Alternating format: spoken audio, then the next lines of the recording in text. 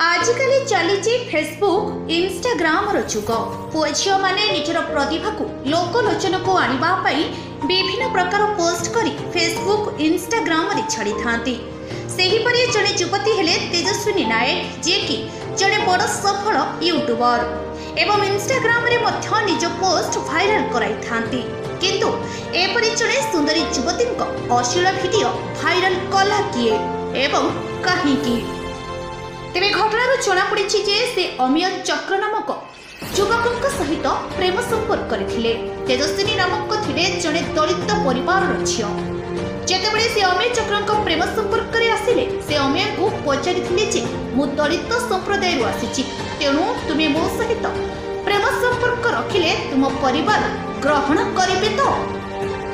सेतेबेले अमिय कहिथिले जे मु मो घरे समस्त को आम संपर्क विषय में जणाई सारी कौनसी असुविधा हेब नाही।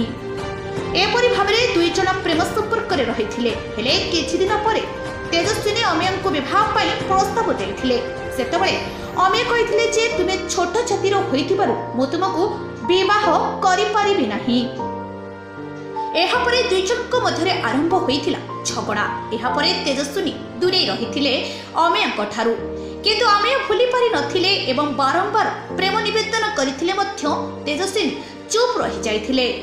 एहार किछि दिन परे दुई जनकर किछि अंतरंग मुहूर्तर वीडियो को भाइराल करि दैथिले अमिय चक्र। एकथा जानिबा परे तेजस्विनी अमियक नाम रे बांकी थाना रे एफआईआर करथिले हेले बांकी थाना अधिकारी कौनसी पदक्षेप नै नथिले।